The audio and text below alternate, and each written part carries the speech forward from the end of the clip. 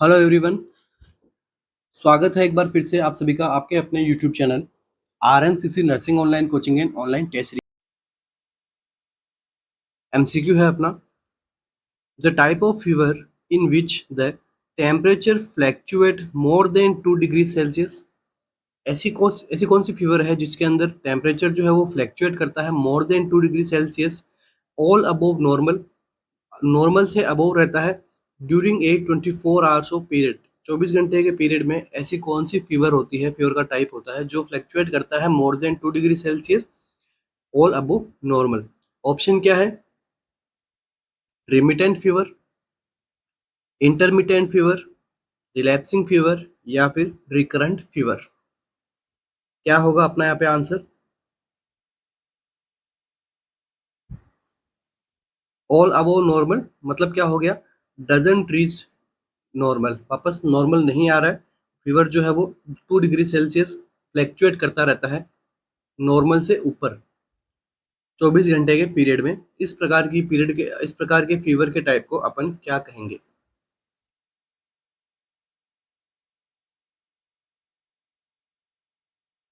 देखिए यहाँ पर अपना जो आंसर जाएगा वो जाएगा क्या? रिमिटेंट फीवर पे। ठीक है, आंसर क्या रहेगा इसका? रिमिटेंट फीवर। अब देखिए यहाँ पर आपको जैसे रिमिटेंट फीवर के बारे में पूछा गया था एग्जाम के अंदर, उसी प्रकार से आपको बाकी के टाइप्स भी पता होने चाहिए फीवर के, तभी आप जो है इसका अच्छे से करेक्टली आंसर गेस कर पाओगे और एग्जाम में भी दे पाओगे। तो देखिए अपन डिस्कस कर लेते हैं type of fever.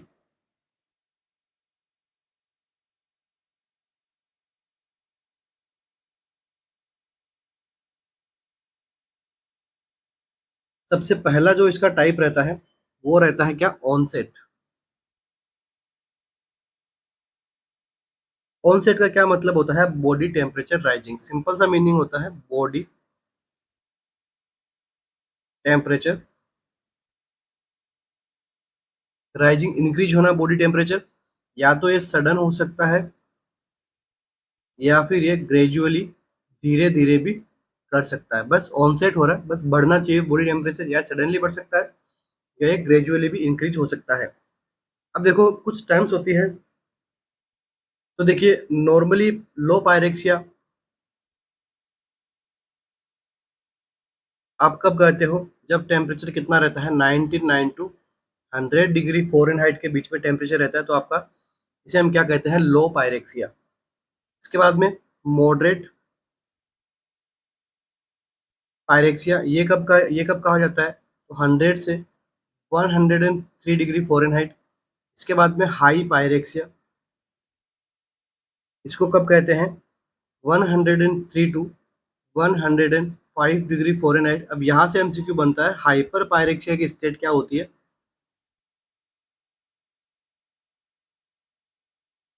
Hyper pyrexia हम कब कहते हैं? जब अबोव रहता है 105 डिग्री फ़ारेनहाइट के। तो ये एमसीक्यू एग्जाम में पूछा गया है और एक बार लो पायरेक्सिया के बारे में एग्जाम में पूछा गया है। अब देखिए इसका सेकंड टाइप क्या होता है, उसको हम बोलते हैं फास्टिजियम।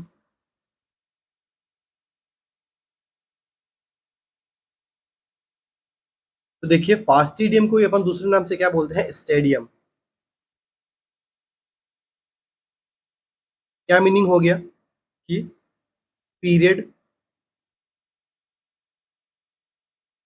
When temperature reaches its maximum level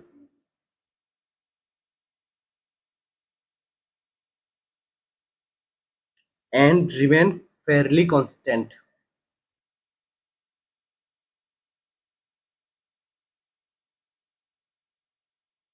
इस कंडीशन में क्या होता है कि आपका टेम्परेचर बढ़ता है और ये अपने मैक्सिमम लेवल पे जाके पहुंच जाता है, और वहां पर ये एक सीधी लाइन ड्रॉ करता है कि उससे ना तो ऊपर जाएगा ना उससे नीचे आएगा, बस एक कांस्टेंट मीडियम वहां पे प्राप्त कर लेता है। फीवर का जो ये टाइप है इसे हम बोलते हैं fastigium, at fairly constant at high temperature.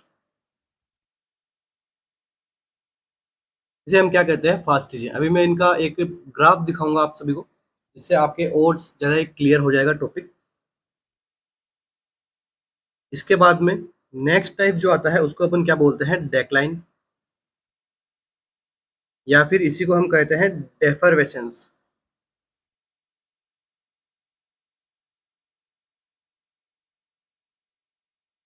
इसका क्या मीनिंग होता है, इलेवेटेड टेम्परेचर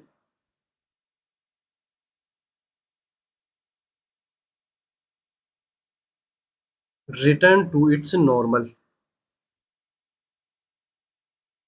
इसे हम क्या बोलते हैं, डिफरेंस। अब देखिए डिफरेंस का भी कुछ टाइप होते हैं, जिसके अंदर आप क्या पढ़ते हो, क्राइसिस और लाइसिस। एक होता है क्राइसिस, दूसरा होता है लाइसिस। देखो क्राइसिस के अंदर एमसीक्यू बनता है यहाँ पे एग्जाम में, what is the meaning of crisis. Crisis का मतलब होता है सडन रिटर्न टू नॉर्मल।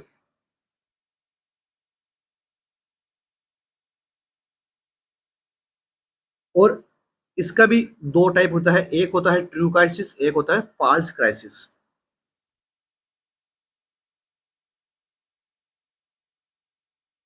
तो ट्रू में तो क्या होता है कि जब टेम्परेचर नीचे आता है तो पेशेंट की कंडीशन बेटर होती है।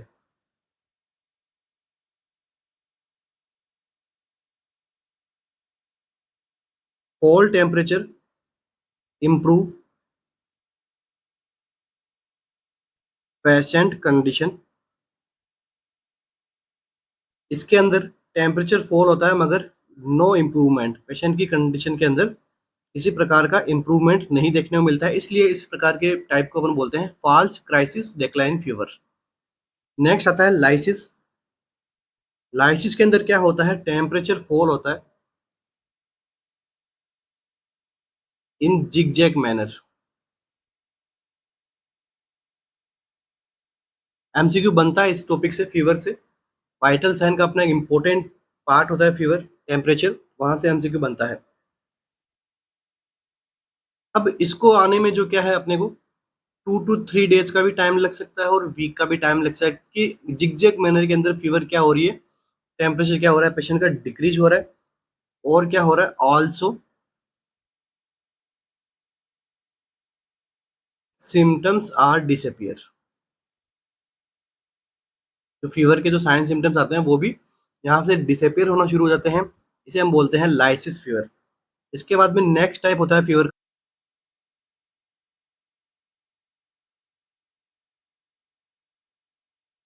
Constant fever. और इसी के सामने मैं लिख रहा हूँ क्या, रिमिटेंट फीवर, क्योंकि दोनों यहाँ पे सिमिलर ही होते हैं। थोड़ा सा यहाँ पे डिफरेंस देखने को मिलता है, जो आपके इस एमसीक्यू में पूछा गया था, बस वही डिफरेंस। अपना आंसर क्या बना था, रिमिटेंट फीवर। अभी देखिए कांस्टेंट फीवर के अंदर क्या आता है, temperature varies not more than 2 degree Celsius between morning and evening and not reach normal for a period of week।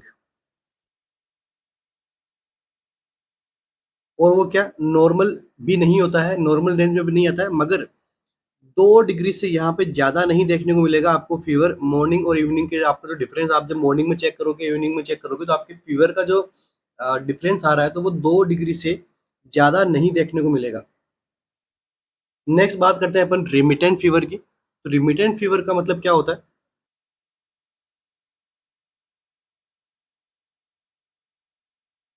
Temperature varies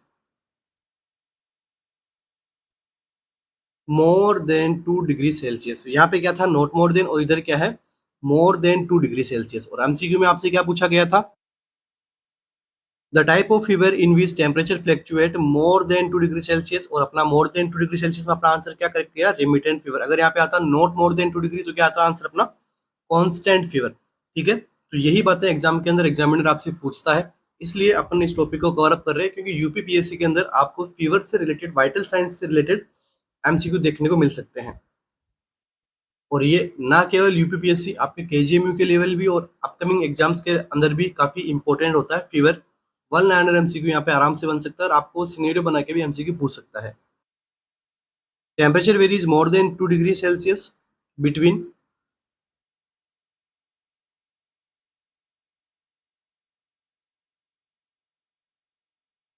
morning and evening and doesn't reach its normal level. और जो ये भी क्या कर रहा है, normal level के पास नहीं आ रहा है या फिर नॉर्मल लेवल तक नहीं पहुंच रहा है, doesn't reach its normal level. बस कांस्टेंट और रिमिटेंट में इतना ही फर्क है, इसीलिए अपन ने इसको एक दूसरे सामने लिखा ताकि आपके कंफ्यूजन ना हो और एक ही स्लाइड में आपको ये दिख जाए। नेक्स्ट जो हम बात करते हैं वो होता है आपका 6 नंबर टाइप, और ये होता है intermittent fever.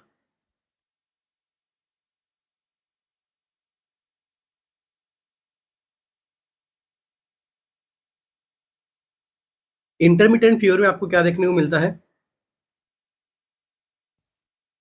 An interval where temperature is elevated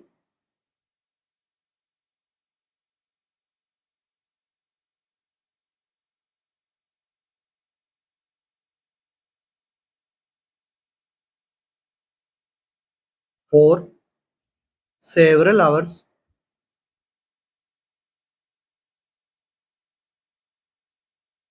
followed by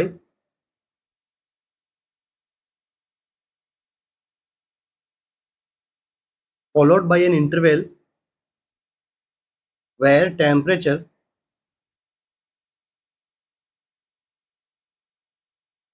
drop back to normal। बस ये लाइन यहाँ पे याद रखना, आपका इंटरमीडिएट कभी गलत नहीं होगा। देखो इंटरमीडिएट क्या हो रहा है, इंटरमीडिएट का मतलब होता है कि इंटरवल के साथ में फीवर आना। इसमें क्या होता है कि टेम्परेचर तो यहाँ पे बढ़ा अपना, वो भी कब, एक सेवरल आवर्स से, मतलब एक सेवरल इंटरवल गैप ले रहा है, फिर आपका टेम्परेचर बढ़ रहा है, फिर बाद में क्या हो रहा है, followed by temperature drop, temperature वापस ड्रॉप होता है और ये नॉर्मल तक भी जा सकता है। इस टाइप के फीवर को हम क्या बोलते हैं, इंटरमिटेंट फीवर। और ये जो फीवर है, यहाँ से देखो एमसीक्यू बनता है कि इसके एग्जाम में आते हैं कि कौन से प्रकार के डिजीज कंडीशन में इंटरमिटेंट फीवर आपको देखने को मिलती है। तो होता है क्या, मलेरिया एंड काला आजार। ये दोनों ही एमसीक्यू एग्जाम में पूछे गए हैं कि मलेरिया के अंदर किस प्रकार की फीवर देखने को मिलती है और काला आजार के अंदर किस प्रकार की फीवर देखने को मिलती है। इसी के टाइप होते हैं, एक टाइप होता है इसका टर्सरियन फीवर, एंड दूसरा टाइप होता है इसका क्वार्टरनरी फीवर।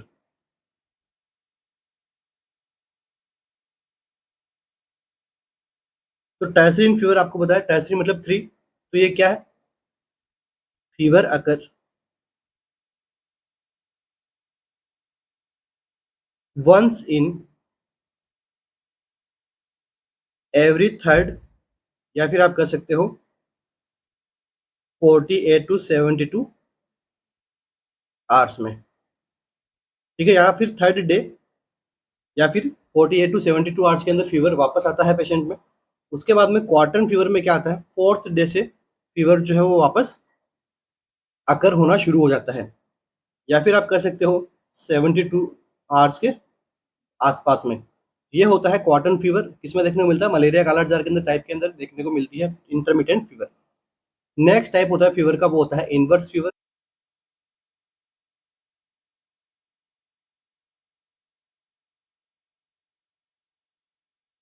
एमसीक्यू बनते हैं इनके एग्जाम्पल से, डेफिनेशन से एमसीक्यू बनते हैं, इसलिए वन बाय वन अपन इस टॉपिक को कवर करते हुए जा रहे हैं। ठीक है, देखो इनवर्स फीवर, इनवर्स फीवर का मतलब क्या होता है, सिंपल सा मीनिंग है कि ये हाई होता है, highest range of temperature in morning and lowest in evening.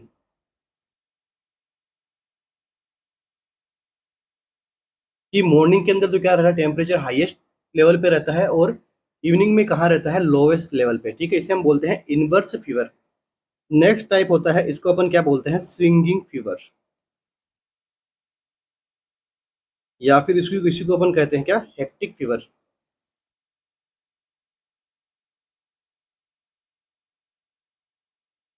इसका कुछ नहीं है, बस इतना सा नाम याद रख लो, हाई एंड लो जो टेम्परेचर रहता है उसमें डिफरेंस जो होता है इज वेरी हाई। काफी हाई यहाँ पे डिफरेंस देखने को मिलता है, highest temperature and lowest temperature, मतलब जो फीवर का हाई पॉइंट है और लो पॉइंट है उनमें टेम्परेचर जो डिफरेंस देखने को मिलता है वो काफी ज्यादा देखने को मिलते हैं। तो इसको फीवर को हम क्या बोलते हैं, स्विंगिंग या फिर हेक्टिक फीवर। इसके बाद में नेक्स्ट टाइप जो होता है फीवर का वो कौन सा होता है, relapsing fever.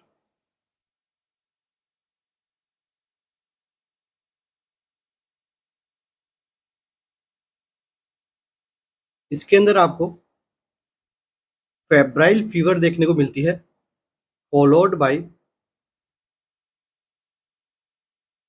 1 to 2 day normal. एक दो दिन बाद में वापस नॉर्मल भी होती है, मगर जब फीवर आती है तो वो काफी हाई फीवर आपको देखने को मिलती है। और ये रिलैप्सिंग फीवर किसमें देखने को मिलती है, वेक्टर बोर्न डिजीज के अंदर। ये भी एमसीक्यू पूछा हुआ है कि वेक्टर बोर्न डिजीज में किस प्रकार की फीवर देखने को मिलती है, तो रिलैप्सिंग फीवर। और साथ साथ में ये किसके बाइट करने से, लाइस के बाइट करने से भी यहाँ पे हो सकती है। नेक्स्ट टाइप जो होता है वो होता है इरेगुलर। बस इरेगुलर में समझने के हिसाब से कुछ नहीं है, बस यहाँ पे फीवर जो है वो इरेगुलर रहती है, कोई भी एक लेवल पे फिक्स नहीं होती, ना वे इसमें वेरिएशन देखने को मिलता है। बस आपने चेक किया तो थोड़ा टेम्परेचर हाई मिल गया, नेक्स्ट टाइम जब चेक किया लो मिल गया, उसके बीच के मिल गया, नॉर्मल मिल गया, तो इस प्रकार की फीवर चलती रहती है। इसके बाद में नेक्स्ट यहाँ से एमसीक्यू बनेगा, तो वो बनता है 11th नंबर टाइप से फीवर से, और ये होती है राइगर फीवर। तो देखो राइगर फीवर जो है इसमें क्या देखने को मिलता है, sudden severe attack of severing. यहाँ पे क्या आती है पेशेंट को, सीवरिंग आती है इन बॉडी टेम्परेचर राइजली रैपिड। ठीक है, बॉडी टेम्परेचर है वो रैपिडली यहाँ पे राइज होता है, तो क्या आती है पेशेंट को सीवरिंग देखने को मिलती है। इसकी स्टेजेज होती है, कौन कौन सी होती है, कोल्ड, उसके बाद में हॉट, उसके बाद में स्वेट। ठीक है, कोल्ड हॉट एंड स्वेट, ये तीन स्टेजेस इसके अंदर देखने को मिलती है। कौन सी फीवर के अंदर, राइगर फीवर के अंदर। तो ये कुछ टाइप्स होते हैं फीवर के। अब देखिए अपना जो एमसीक्यू था उसके अंदर भी आपको खूब सारे यहाँ पे टाइप देखने को मिल रहे हैं, intermittent, relapsing fever, recurrent fever. अब मुझे ये सब चीजें समझानी तो पड़ती, तो मैंने क्या किया कि कंप्लीटली आपको फीवर का टॉपिक ही यहाँ पे कवर अप कर दिया है, ताकि इसमें से बनने वाले एमसीक्यूज भी आपके सामने आ जाए, किस प्रकार से एमसीक्यू बनता है, और ये सब चीजें आप आराम से देख सकते हो। अगर आपको थोड़ा बहुत लगता है कि ये सब चीजें आपको आ रही है, तो बस आपको कुछ नहीं करना है, आपकी क्लास को आपको 1.5x की स्पीड से आप फास्ट कर लो। बस ये एक एज ए रिविजन के हिसाब से आपके साथ साथ में चलता रहेगा। नेक्स्ट एमसीक्यू है अपना, before taking temperature thermometer need to be clean from. ये एमसीक्यू बार बार एग्जाम में पूछा रहता है कि बिफोर टेकिंग, टेम्परेचर लेने से पहले, थर्मोमीटर को जो है वो need to be clean from, thermometer को जो किस प्रकार से क्लीन करना चाहिए टेम्परेचर लेने से पहले। बस यही एमसीक्यू है। थर्मोमीटर को तो क्लीन करते ही हम हर बार टेम्परेचर लेने से पहले और बाद में। बस यहाँ पे आपसे पूछा है कि पहले आपको क्लीन करना है, बाद में टेम्परेचर लेना, तो किस प्रकार लोगे, किस प्रकार क्लीन करोगे। बल्ब टू स्टीम क्लीन करोगे, स्टीम टू बल्ब क्लीन करोगे, मिडल टू स्टीम, या फिर मिडल टू बल्ब। क्या रहेगा आपका आंसर यहाँ पे, बार बार पूछा रहता है ये एमसीक्यू।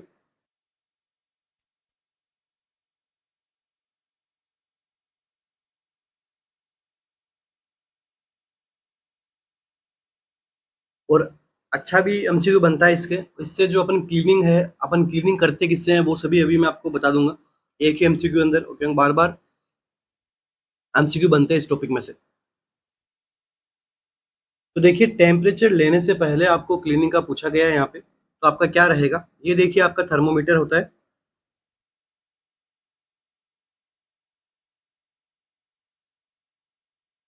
इसके अंदर यहाँ पे मरकरी वगैरह भरा रहता है, यहाँ पे टेम्परेचर आपके डिनोट रहता है, इसे हम बोलते हैं बल्ब। तो ये पीछे का पार्ट कौन सा हो गया, स्टीम। तो आपसे पूछा गया है कि बिफोर टेकिंग टेम्परेचर आपको कहा क्या करना है, तो बल्ब टू स्टीम आपको क्लीन करना होता है। आफ्टर टेम्परेचर आपको क्या करना होता है, स्टीम टू बल्ब आपको क्लीन करना होता है। तो यहाँ पे आंसर आपका क्या करेक्ट जाएगा? ऑप्शन नंबर ए यहाँ पे करेक्ट जाएगा कि बिफोर टेकिंग टेम्परेचर आपको क्लीन कैसे करना है, बल्ब टू स्टीम। तो यही अगर आपसे एमसीक्यू पूछ ले, आफ्टर टेकिंग टेम्परेचर इस प्रकार से क्लीन करना होता है, तो ये होता है स्टीम टू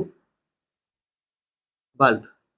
नेक्स्ट एमसीक्यू बनता है यहाँ से कि आपको क्लीनिंग करनी किससे है, disinfection of thermometer.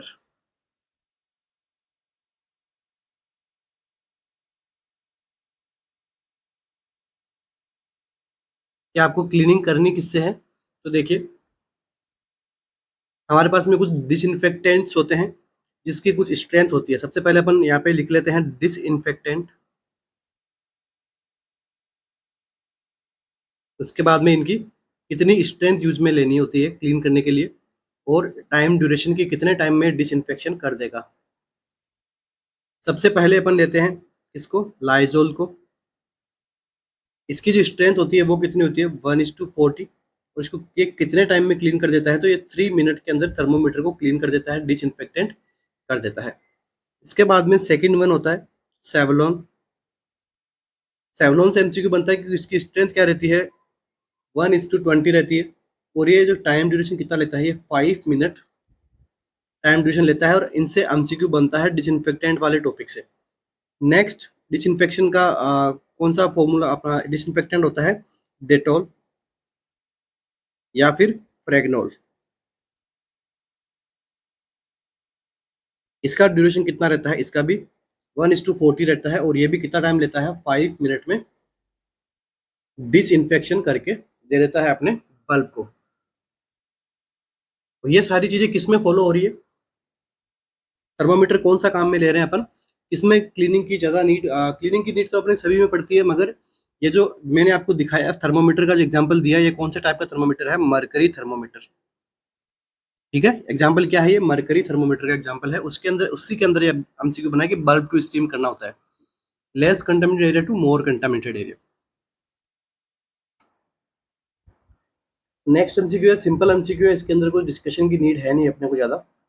Time limit for registering birth is with in. तो बर्थ का रजिस्टर होना कितने दिनों में जरूरी होता है, 21 डेज, 10 डेज, 14 डेज और 7 डेज में।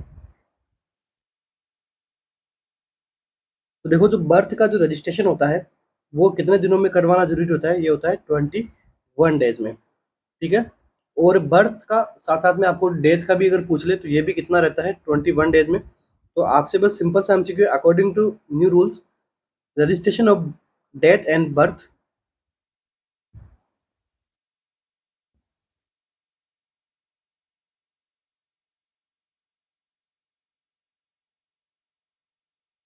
कितने दिनों में हो जाना चाहिए, 21 डेज के अंदर, दोनों ही। ठीक है, दोनों ही यहाँ पे 21 डेज के अंदर हो जाना चाहिए। बस ये केवल एमसीक्यू आपके बर्थ को लेके पूछा था, इसका मतलब ये नहीं कि डेथ में अलग होगा। ठीक है, ये एमसीक्यू सभी ने पढ़ रखा होगा। नेक्स्ट एमसीक्यू अपना, the type of assessment that include data related to clients biological, cultural and spiritual and social need is called. ऐसा कौन सा असेसमेंट का टाइप है जिसके अंदर डाटा इंक्लूड किए जाते हैं रिलेटेड टू क्लाइंट, क्लाइंट से रिलेटेड डाटा होंगे, कौन कौन से होंगे, उसके बायोलॉजिकल डाटा होंगे, उसके कल्चरल डाटा होंगे, उसके स्पिरिचुअल डाटा होंगे, उसके सोशल डाटा होंगे। तो इस प्रकार के असेसमेंट को हम क्या कहते हैं, behavioural assessment, screening assessment, comprehensive assessment या फिर फोकस्ड असेसमेंट। आपके जो सारे के सारे एमसीक्यूज हैं ये प्रीवियस ईयर एग्जाम्स के अंदर पूछे गए एमसीक्यू हैं।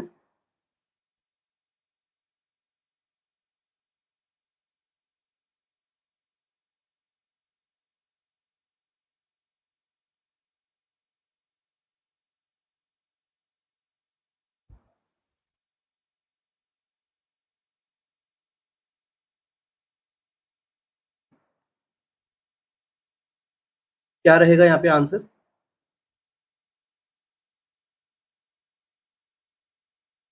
तो देखिए इसका जो आंसर रहता है इसे हम क्या कहते हैं, कॉम्प्रिहेंसिव असेसमेंट, क्योंकि ये एक कंप्लीट असेसमेंट होता है। इसके अंदर एक तो उसके बायोलॉजिकल भी कर रहे हैं, कल्चरल भी कर रहे हैं, कौन से बैकग्राउंड से आया है, स्पिरिचुअल उसका क्या रिलेशन है, ठीक है, सोशली वो कैसा है, इस प्रकार के असेसमेंट को क्या बोलते हैं अपन, कम्प्रीहेंसिव असेसमेंट, मतलब कंप्लीट असेसमेंट करते हैं अपन पेशेंट को। ये करते क्यों है, इसकी नीड क्यों पड़ी, इसकी नीड इसलिए पड़ी ताकि जो नर्स है वो ह्यूमन नीड्स को समझ सके, human needs understand by nurse. Nurse जो है वो ह्यूमंस की नीड को समझ सके। भाई सपोज कीजिए उसके बायोलॉजिकल नीड्स होते होंगे कुछ, उसके कल्चरल नीड्स भी है, मेल फीमेल है तो फीमेल के बायोलॉजिकल नीड्स क्या होते हैं, मेल के बायोलॉजिकल नीड्स क्या, कल्चरल है, कोई भी धर्म से वो जुड़ा हुआ है, स्पिरिचुअल है, और उसको सोशली वो कैसे रहता है, तो उसकी नीड का पता लगेगा एक तो आपको। इस प्रकार के असेसमेंट को हम क्या बोलते हैं, कॉम्प्रिहेंसिव असेसमेंट। इसके बाद में देखिए फर्स्ट वन क्या आता है, बिहेवियरल असेसमेंट। इसके अंदर असेस क्या करती है नर्स, वो करती है उसकी हैबिट्स, उसके हैबिट्स को असेस करती है, जनरल बिहेवियर को असेस करती है, या फिर आप कर सकते हो एबनॉर्मल बिहेवियर को असेस करेगी,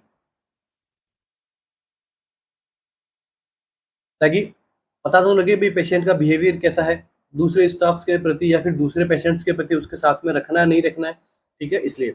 नेक्स्ट आता है स्क्रीनिंग असेसमेंट।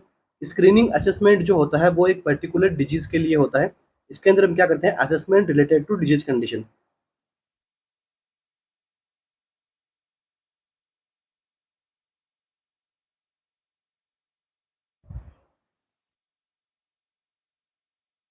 इसके बाद में लास्ट वन आता है फोकस असेसमेंट। इसको क्या कहते हैं, इसको एक पर्टिकुलर टास्क देते हैं और उसका असेसमेंट करते हैं, उसी एक पर्टिकुलर टास्क पे असेस करते हैं, ये होता है फोकस्ड असेसमेंट।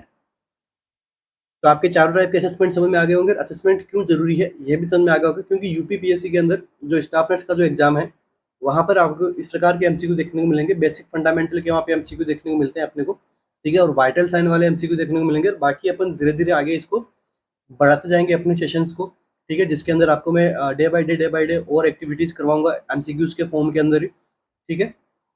तो क्लास अच्छी लग रही हो तो आप कमेंट कर सकते हो, बता सकते हो, या फिर कुछ फीडबैक देना चाहते हो आप, तो वो भी आप बता सकते हो कि भाई आपको किस तरीके का आपको डिस्कशन चाहिए, वो भी थोड़ा थोड़ा के टाइम के साथ में पूछ लेना चाहिए, ताकि कुछ जब नए बच्चे जुड़ते हैं तो हो सकता है कि उन्हें जो प्रीवियसली पढ़ाया जा रहा था वैसा सिस्टम यहाँ पे वो नहीं समझ पा रहे हैं, और जो डेली क्लासेस ले रहे हैं उनको तो आराम से कोई प्रॉब्लम होनी नहीं चाहिए यहाँ पे। नेक्स्ट एमसीक्यू अपना,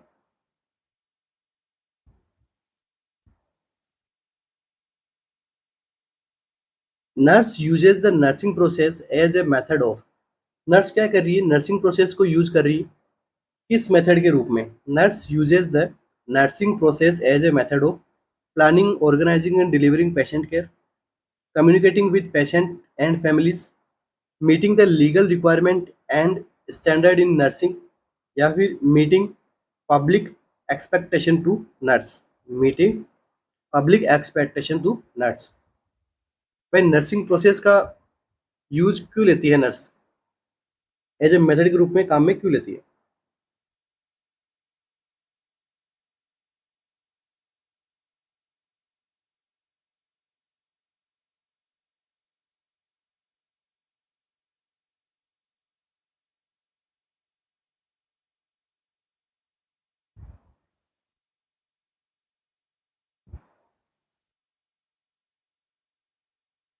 तो देखिए यहाँ पर अपना आंसर क्या रहेगा कि नर्स यूज कर रही है नर्सिंग प्रोसेस को एज ए मेथड ऑफ, क्या मेथड के रूप में, प्लानिंग के रूप में, ऑर्गेनाइजिंग के रूप में, और डिलीवरिंग पेशेंट केयर के रूप में, ठीक है, ये आपका आंसर रहेगा यहाँ पे। अब देखिए सिंपल से अगर आपसे पूछे कि what is the function of nursing process, तो आपका क्या फंक्शन जाएगा, सिस्टमिक गाइड टू क्लाइंट,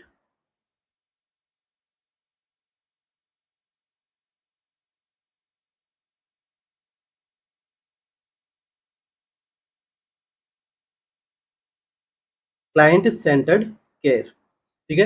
ये क्या करता है, एक गाइड करता है नर्स को क्लाइंट सेंटर्ड केयर के लिए, ठीक है, क्लाइंट के ऊपर फोकस्ड केयर के लिए गाइड करता है कौन, अपना नर्सिंग असेसमेंट या फिर नर्सिंग प्रोसेस, ठीक है, नर्सिंग प्रोसेस इसके अंदर। और इसकी कुछ स्टेप्स होती है वो आप सभी ने अपने कॉलेज टाइम में पढ़ी होगी। फर्स्ट स्टेप क्या होती है, असेसमेंट। असेसमेंट के अंदर हम क्या करते हैं, इंफॉर्मेशंस कलेक्ट करते हैं,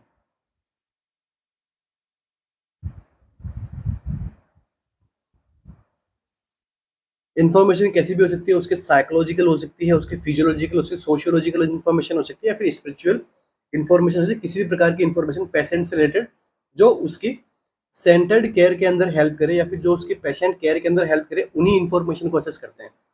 सेकेंड वन यहाँ पर होता है क्या, डायग्नोसिस।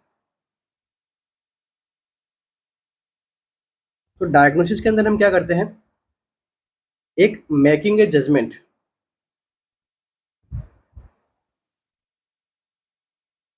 कि हाँ इसको ये डिजीज है, ठीक है, हमने इसको डायग्नोज किया है, इसको ये डिजीज है, मतलब हमने एक जजमेंट बनाया है कि हाँ क्लाइंट को जो फीवर है, क्लाइंट को एनोरेक्सिया है, ठीक है, क्लाइंट को फटीग है, तो हमने क्या किया, उसको जजमेंट बनाया है अबाउट उसकी एक्चुअल हेल्थ को लेके, अबाउट एक्चुअल हेल्थ को लेके।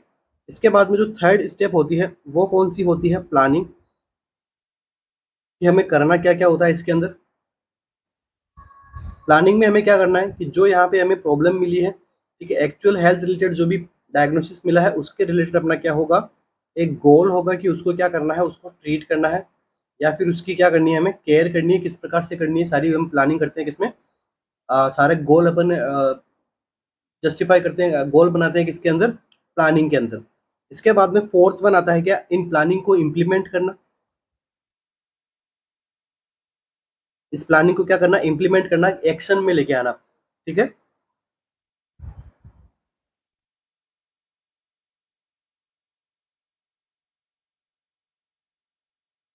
Nurse follows decided plan in action. जो प्लानिंग के अंदर जो प्लान किए गए थे उनको जो फॉलो करते हुए वो नर्स क्या करेगी, एक्शन लेगी। और लास्ट एंड फाइनल प्रोसेस क्या होती है इसकी, इवाल्युएशन।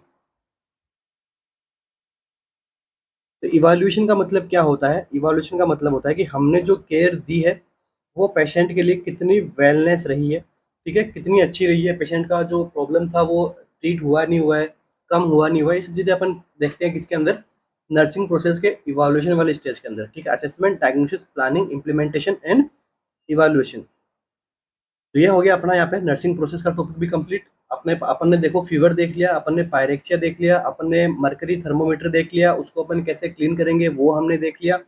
और उसके बाद में हमने क्या पढ़ लिया, असेसमेंट पढ़ लिए, ठीक है, सारे सभी प्रकार के असेसमेंट पढ़ लिए, नर्सिंग असेसमेंट। उसके बाद में हमने क्या पढ़ लिया, नर्सिंग प्रोसेस पढ़ लिया, एक बड़ा टॉपिक हमने पढ़ लिया, फंडामेंटल का एक बड़ा टॉपिक हमने यहाँ पे डिस्कस कर लिया आज। नेक्स्ट एमसीक्यू अपना,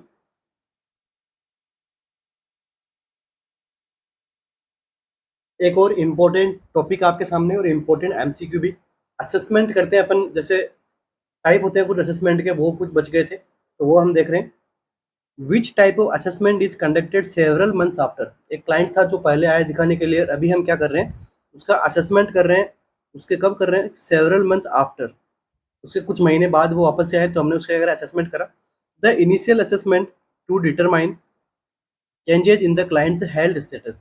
इसके अंदर हम क्या कर रहे हैं कि इनिशियल जो असेसमेंट किया गया था, पहले जो असेसमेंट किया गया था उसके अंदर उस असेसमेंट से क्या क्या चेंजेस आए हैं उसको डिटरमाइन करने के लिए, उसको पता लगाने के लिए कि क्लाइंट की हेल्थ स्टेटस क्या है पहले और अभी।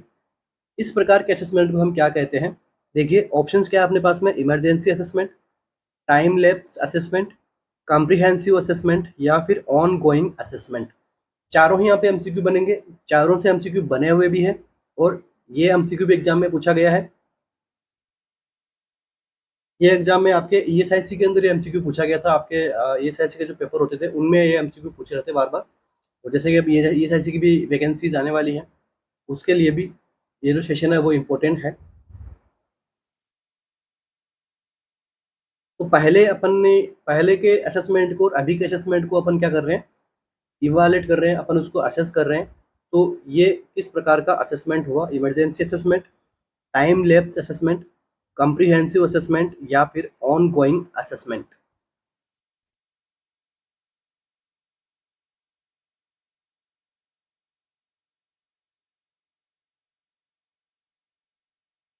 तो देखिए यहाँ पर जो अपना आंसर रहेगा वो क्या रहेगा, टाइम लैप्स्ड असेसमेंट। ये किस प्रकार का एग्जाम्पल का टाइप है, टाइम लैप्स असेसमेंट का एग्जाम्पल आपको क्वेश्चन में दे दिया, आंसर क्या रहेगा आपका, टाइम लैप्स असेसमेंट। तो देखिए असेसमेंट क्या होता है, असेसमेंट के अंदर हम क्या करते हैं कि सिंपल मीनिंग में अपन देखें तो असेस कर रहे हैं अपन किसी क्लाइंट को। असेस मीनिंग का क्या मतलब हो गया, ये एक ऑनगोइंग प्रोसेस है। इसके अंदर हम क्या करते हैं, कोई भी क्लाइंट होता है उसके अपन क्या करते हैं, इंफॉर्मेशन को असेस करते हैं, उसके डाटा गैदर करते हैं और उसको कहाँ पर प्रॉब्लम है उसको अपन यहाँ पे क्या करते हैं, जज करते हैं। उसको देखते हैं कि भाई हाँ ये अच्छे से लर्न कर पा रहा नहीं कर पा रहा स्टूडेंट वगैरह। ठीक है, वो आप जैसे असेसमेंट टेस्ट होते हैं उसी प्रकार से मीनिंग निकला अपना असेसमेंट का। इसके कुछ टाइप होते हैं। फर्स्ट वन टाइप का आपको एग्जांपल में एमसीक्यू दे दिया कि टाइम लैप्स असेसमेंट। तो देखो एग्जांपल अगर आपसे पूछे कि टाइम लैप्स असेसमेंट का एग्जांपल क्या है तो आप बता सकते हो यहाँ पे क्लिनिक विजिट कर रहा है क्लाइंट, अगर नर्स होम विजिट कर रही है तो यह भी एक प्रकार का असेसमेंट का टाइप हो सकता है। ठीक है, और कोई प्रकार की स्क्रीनिंग करवाई जा रही है जब पेशेंट आ रहा है तो एक प्रकार टाइम लैप्स है। इसका पर्पज क्या है, एग्जाम में पूछ ले कि भाई टाइम लैप्स असेसमेंट का पर्पज क्या होता है। पर्पज क्या होता है, compare the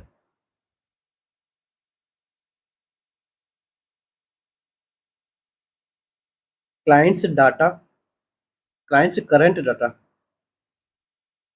with baseline data previously obtained.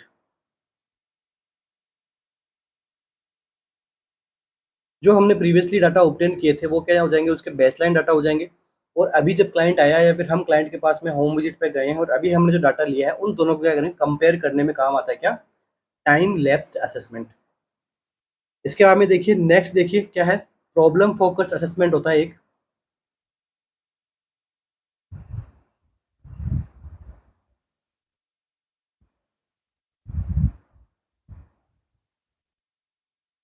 Problem focused assessment, तो बस इसमें कुछ नहीं है, क्या है, collect data about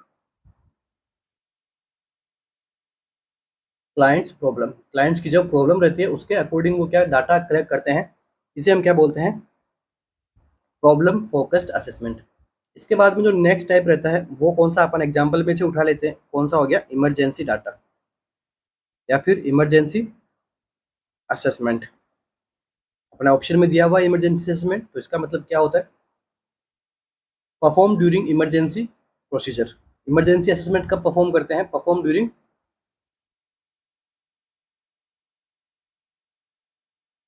emergency procedure के साथ साथ में अपन डाटा भी कलेक्ट कर रहे हैं।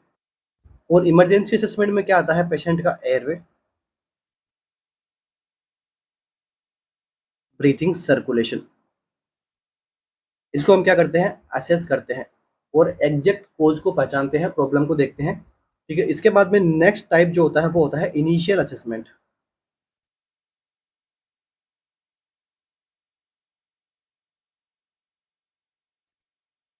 तो इनिशियल असेसमेंट कुछ नहीं है, बस पेशेंट जब आपके पास में आता आ रहा है तो आपने इनिशियली उसमें क्या असेस किया, बस वो सब चीज़ें इसके अंदर आपको देखनी है, लाइक उसका बायोलॉजिकल, उसका कल्चरल। इनिशियल असेसमेंट आपका एज ए कम्प्रीहेंसिव असेसमेंट के टाइप का एक एग्जाम्पल हो सकता है इनिशियल असेसमेंट। इसके बाद में एक और टाइप होता है on going assessment.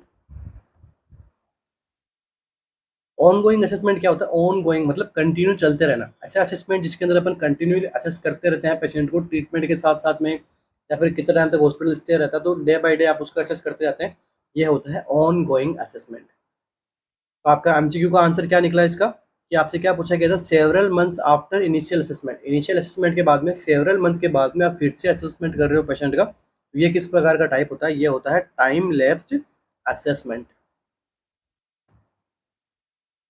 Next MCQ, what is primary purpose of an ongoing assessment. Ongoing assessment का प्राइमरी पर्पज क्या होता है, identify life threatening events, determine the status of particular problem, evaluate the effectiveness of treatment और interventions, या फिर compare changes in the clients health status over time. अभी मैंने आपको बताया था ऑनगोइंग असेसमेंट के बारे में क्या होता है, उसी प्रकार से आपका आंसर भी आना चाहिए अभी तक करेक्ट। तो देखो ऑनगोइंग असेसमेंट, देखिए ऑप्शन नंबर डी में क्या बोला गया है, compare changes in the clients health status over time पे आप स्टेटस चेक कर रहे हो, तो ये क्या हो गया, टाइम लैप्स हो गया कि भाई कुछ टाइम बाद आप असेस कर रहे हो। Identify the life threatening events, ये तो हो गया अपना emergency assessment. Determine the status of particular problem, ये हो गया फोकस्ड प्रॉब्लम असेसमेंट या फिर प्रॉब्लम फोकस्ड असेसमेंट या फिर फोकस्ड असेसमेंट। लास्ट क्या बचा आपका, ऑप्शन नंबर सी यहाँ पे बचा, ये क्या होता है, evaluate the effectiveness of treatment और इंटरवेंशन, कि आपने जो ट्रीटमेंट दिया पेशेंट को, आपने जो इंटरवेंशन किया, एक्शन किया आपने पेशेंट के ऊपर, वो कितना इफेक्टिव रहा है पेशेंट के लिए, ये होता है क्या, कौन सा असेसमेंट, ऑन गोइंग असेसमेंट। तो ये जो टर्म्स होती है ये इंपॉर्टेंट होती है, एमसीक्यू बनता है इन सब चीजों से। Next MCQ, which type of assessment is performed after admission within a specific time to determine the nature of the problem। ऐसा कौन सा टाइप है असेसमेंट का जिसके अंदर जो परफॉर्म करते हैं आफ्टर द एडमिशन, एडमिशन के बाद में परफॉर्म करते हैं, स्पेसिफिक टाइम के अंदर हम ये पता लगा लेते हैं कि नेचर क्या है प्रॉब्लम का, कि प्रॉब्लम क्या है, किस प्रकार की नेचर की प्रॉब्लम है पेशेंट में। ऑप्शन क्या है, initial assessment, problem focused assessment, emergency assessment या फिर टाइम लैप्स्ड असेसमेंट। देखो आप यहाँ पे एक नाम में कंफ्यूज हो जाओगे, नेचर ऑफ प्रॉब्लम में और आफ्टर एडमिशन वाले में, इन दो चीज़ों में आप यहाँ पे प्रॉब्लम आप कंफ्यूज हो गए। आप पे हो सकता है कुछ बच्चों ने आंसर यहाँ पे गलत भी दे दिया होगा, ठीक है, क्या रहेगा इसका आंसर।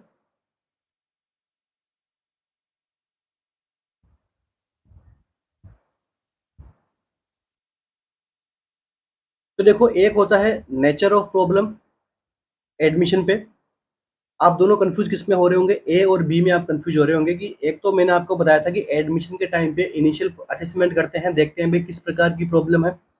दूसरा प्रॉब्लम फोकस्ड में जो प्रॉब्लम आपको मिली है उसी पे फोकस होकर आप असेसमेंट कर रहे हो, वो होता है प्रॉब्लम फोकस। तो आपका आंसर क्या रहेगा इसमें, ऑप्शन नंबर ए यहाँ पे क्या रहेगा, करेक्ट रहेगा, क्योंकि क्या बताया गया है, एडमिशन हो रहा है पेशेंट का और वहां पे आप डिटरमाइन कर रहे हो, पता लगा रहे हो किसके बारे में, नेचर ऑफ प्रॉब्लम, की नेचर क्या है प्रॉब्लम का, प्रॉब्लम किस प्रकार के नेचर की है।